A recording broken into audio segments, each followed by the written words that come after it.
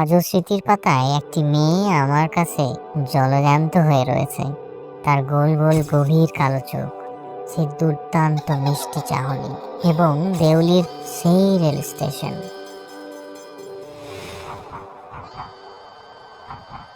সে অনেক বছর আগেকার কথা। আমি তখন কলেজে পড়ি। বয়স আনুমানিক 18 হবে। নবযৌবনের আমেজে যেন ভেসে চলেছি। কলেজে যখন গরমের ছুটি পড়তো তখন প্রতি বছর আমি ঠাকুমার কাছে দেহরাতে বেড়াতে যেতাম। ওই মোটামুটি মে মাস নাগাদ যেতাম আর ফিরতাম জুলাই নাগাদ। তো দেহরা যাওয়ার পথে একটা স্টেশন পড়তো, নাম ছিল দেউলি। দেহরা থেকে প্রায় 30 মাইল দূরে। স্টেশনটি খুব ছোট্ট, অবহেলিত একটি স্টেশন। মানুষ সেখানে নামতো না বললেই চলে। এবং এই দেউলি স্টেশন থেকেই নির্মল ঘন তরাই গাছের জঙ্গলের শুরু। আমি যে ট্রেনটিতে যেতাম সেটি ভোর 5টা নাগাদ দেউলি স্টেশনে পৌঁছতো। নির্জন নিঃসঙ্গ স্টেশন। এখানে ওখানে ছোট ছোট ইলেকট্রিক বাল্ব জ্বলছে, আবার কোথাও কোথাও তেলের হারিকেন ঝুলানো রয়েছে। মোদ্দা কথা, সেই নির্জন স্টেশনে আলো আঁধারের একটা নির্মল খেলা অনুভব করা যায়। পূর্ব দিকের আকাশে ভোরের আলো অল্প অল্প করে ফুটতে শুরু করেছে এবং সেই অল্প আলোই স্টেশনের বাইরে তরাই গাছে জঙ্গল একটু একটু করে উদ্ভাসিত হচ্ছে। যেন মনে হয় কোনো এক আবছা ক্যানভাসে আবছা গাছেদের ভিড়। প্রথমেই বললাম স্টেশনটি বড্ড ফাঁকা। স্টেশনে আছে বলতে স্টেশন মাস্টারের একটি ঘর, একটি ওয়েটিং রুম, একটি ফলের দোকান এবং ছোট্ট দেখে একটি চায়ের স্টল। ট্রেনটি খুব বেশিক্ষণ সেখানে দাঁড়ায় না, খুব বেশি হলে 10 মিনিট। একদিন লক্ষ্য করলাম হঠাৎ করেই একটি মেয়ে আমার চোখের সামনে এসে পড়ল। ওই ভোরের আলো আঁধারের খেলায় মেয়েটিকে দেখলাম বেতের ঝুড়ি হাতে। সে ট্রেনের বিভিন্ন কম্পার্টমেন্টে সেই ঝুড়িগুলি বিক্রি করার চেষ্টা করছে। তাকে দেখেই আমি আমার চোখ ফেরাতে পারিনি। সেই শীতের সকালে মেয়েটির গায়ে একটি শাল জড়িয়ে রয়েছে। পায়ে অবশ্য কিছু ছিল না, খালি পায়ে সে ঝুড়ি হাতে এখানে ওখানে হাঁটছে। পরনের জামা কাপড় বেশ পুরনো, তা দেখেই বোঝা যায়। কিন্তু যে জিনিসটা সব থেকে বেশি লক্ষণীয় ছিল সেটা হলো তার হাঁটা চলাফেরার মধ্যে একটা আলাদা ভার, ব্যক্তিত্বের ভার। সেই ব্যাপারটি আমার মনে কোথাও গিয়ে নাড়া দেয়।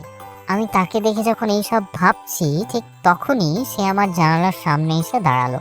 সে বুঝতেই পেরেছিল যে আমি তার দিকে ইচ্ছে করেই একটু তাকিয়ে রয়েছি। সে সেটা বুঝতে পারছিল, কিন্তু এমন প্রিটেন্ড করছিল যেন ব্যাপারটা সে লক্ষ্যই করেনি। তাকে ফ্যাকাশে দেখাচ্ছিল, তার কালো কেশ চোখে পড়ার মতো। এবং সব থেকে বেশি আকর্ষণীয় যেটা ছিল সেটা হলো তার গাঢ় গভীর চাহনি, যেন কাজল নয়না হরিণী। যেন সে চঞ্চল চোখে এদিক ওদিক তাকিয়ে শেষে তার চাহনি আমার চোখের বাঁধনে স্থির হয়ে গেল। তারপরে মেয়েটি সেখান থেকে চলে গেল। জানি না আমার ঠিক কি হলো, আমি আমি আমার সিট থেকে উঠে বাইরে বেরিয়ে এলাম। মেয়েটাকে খুঁজছিলাম। খুঁজতে খুঁজতে সেই ছোট্ট চায়ের দোকানে এসে উপস্থিত হলাম। লক্ষ্য করলাম মেয়েটিও আমায় ফলো করতে করতে চায়ের দোকানের কাছে এসে আমায় জিজ্ঞেস করছে যে আমি তার কাছে একটি বেতের ঝুড়ি কিনবো কিনা।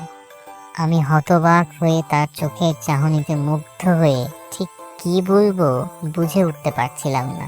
বললাম আমার ঝুড়ি লাগবে না। সে আবার আমায় জিজ্ঞেস করলো। তখন যেন বলতে বাধ্য হলাম, হ্যাঁ আমি একটি ঝুড়ি কিনতে চাই। ঝুড়ি কিনলাম, তার হাতে একটা পয়সাও দিলাম, কিন্তু তার হাতে ছোঁয়া অনুভব করার সাহস পেলাম না। ইতিমধ্যেই ট্রেনের হুইসেল বাজলো। নিজেকে এক প্রকার জোর করেই টানতে টানতে ট্রেনে ফিরে এসে সিটে বসালাম। ট্রেন ছেড়ে দিল। দেখলাম মেয়েটি আমার দিকে তাকিয়ে মুচকি মুচকি হাসছে। সেই হাসির স্পষ্টতা ভোরের আলো আধারের খেলায় যেন আরো বেশি উজ্জ্বল হয়ে উঠছিল। তারপর ধীরে ধীরে ট্রেন স্টেশন থেকে বেরিয়ে জঙ্গলের গভীরে প্রবেশ করলো। শুধু থেকে গেল মেয়েটির হাসির একটি উজ্জ্বল চিত্র মনের গহনে। তারপরে প্রায় 2 মাস কেটে গেল। ছুটি শেষে আবারও যখন ফিরছি তখন দেউলি স্টেশনে ট্রেন থামতেই মনের মধ্যে আলাদা একটা থ্রিল অনুভব করলাম। একটা উদ্বেগ অনুভব করছিলাম, মেয়েটার দেখা পাবো তো। হঠাৎ করেই লক্ষ্য করলাম যে মেয়েটি আমার চোখের সামনেই দাঁড়িয়ে রয়েছে। এবং সব থেকে যে ব্যাপারটা আমার ভালো লাগছিল সেটা হচ্ছে সে আমায় চিনতে পেরেছে। আরো হয়তো ভীষণ ভালো লাগছিল যে আমিও তাকে চিনতে পেরেছি। ঠিক যেন মনে হচ্ছিল বহু পরিচিত, খুব কাছের বহু পুরনো এক বন্ধুর সাথে অনেকদিন পরে দেখা হচ্ছে। জানি না কি হলো, টায়ারটা নিয়ে মনের অজান্তেই প্ল্যাটফর্মে নেমে পড়লাম। মনে মনে ফিল করতে শুরু করলাম যে আমি তাকে খুব নিজের করে আজ তাকেও আমার সাথে নিয়ে চলে যাব। তারপর ধীরে ধীরে তার কাছে এসে দাঁড়ালাম। প্রথমে কোনো কথা বলতে পারিনি, শুধু তার গাঢ় কালো চোখের চাহনিতে হারিয়েছিলাম। হঠাৎ করেই তার হাতটা আমার হাতের মুঠোয় নিয়ে আমি বললাম, আমায় দিল্লি যেতে হবে। সে বলল, আমি কোথাও যেতে পারবো না।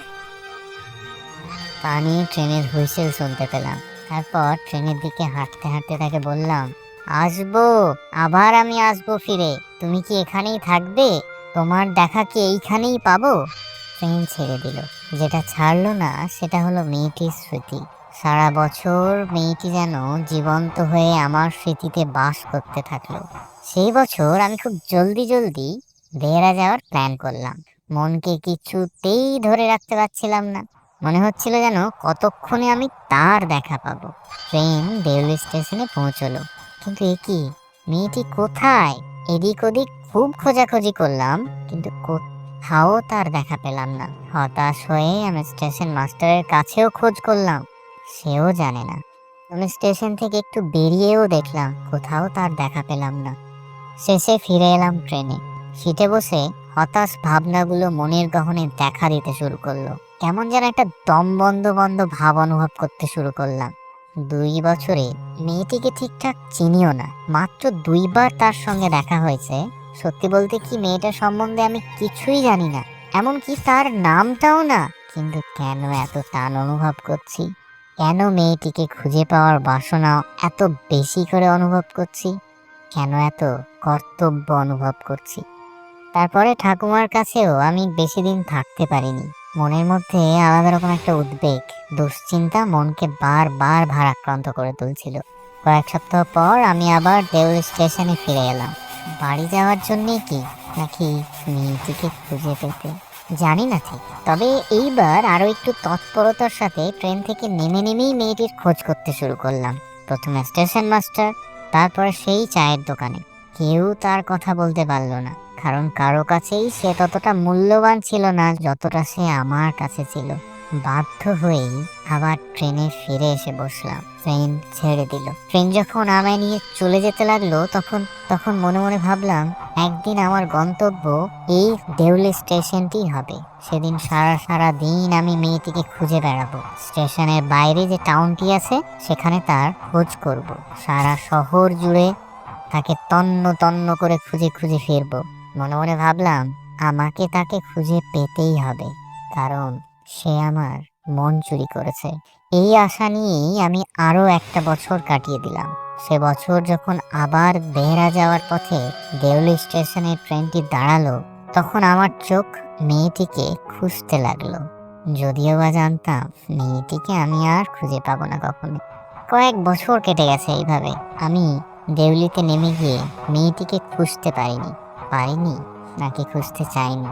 মনে মনে একটা ভয় কাজ করতো। মনে হতো মেয়েটির সেই সুন্দর চাহনি, কোমল ছোঁয়া, সেইটাই মেয়েটিকে আমার মনের মধ্যে এত উজ্জীবিত করে রেখেছে। ভয় হতো যে যদি মেয়েটিকে সত্যি একদিন খুঁজে পাই এবং দেখি যে মেয়েটির বিয়ে হয়ে গেছে। ভয় হতো যে মেয়েটি যদি ভীষণ অসুস্থ হয়ে যায় বা আরো খারাপ কিছু। গত কয়েক বছরে বেশ কয়েকবার দেউলিতে আমি আসা যাওয়া করেছি। প্রত্যেকবার জানালার বাইরে দিয়ে যখন প্ল্যাটফর্মের দিকে তাকাতাম, তখন একটু হলেও মনে আশা থাকতো যে আবার হয়তো সেই মেয়েটির উজ্জ্বল হাসি মুখটা আমার চোখের সামনে ফুটে উঠবে। যখন এইসব সাত পাঁচ ভাবতাম, তখন ভাবতাম স্টেশনের বাইরে গিয়ে খোঁজ করলেই তো হয়, তাহলে হয়তো মনের এই অনিশ্চয়তাটা কেটে যাবে। কিন্তু কি জানি, কোথাও না কোথাও মনের মধ্যে মেয়েটিকে নিয়ে এই অনিশ্চয়তাটাই আমি ভীষণভাবে আঁকড়ে ধরে বাঁচতে শিখে গেছিলাম। আমার ভালো লাগছিল এইভাবেই বাঁচতে। আমার মেয়েটিকে নিয়ে কল্পনা করতে ভালো লাগতো এবং কল্পনার মধ্যেই মেয়েটিকে ভীষণভাবে আঁকড়ে ধরেছিলাম। তো একটা কথা আছে না, journey is better than destination. আমার মধ্যে হয়তো ঠিক সেই ব্যাপারটাই কাজ করছিল। মেয়েটিকে খুঁজে পাওয়ার থেকে বেশি খোঁজার যে একটা রোমাঞ্চকর অনুভূতি, সেটাকেই আমি ধীরে ধীরে বেশি করে উপভোগ করছিলাম। আমার মনে হয় ভালোবাসার অনুভূতিটি যদি জীবনের শেষ পর্যন্ত একটা রহস্য হয়েই থেকে যায়, তাহলেই তো ভালোবাসার আসল আনন্দ। জীবনের এই জায়গাতে এসে যদি আমায় কেউ জিজ্ঞেস করে ভালোবাসা কি, আমি তাদের বলি প্রাপ্তি আর অপ্রাপ্তির মাঝের অনুভূতিটাই হয়তো প্রকৃত ভালোবাসা। আর সেই কারণেই প্রায় আমি দেউলি স্টেশনে আসি, কিন্তু স্টেশনের বাইরে তাকে কখনো খোঁজার চেষ্টা করিনি। কথা ছিল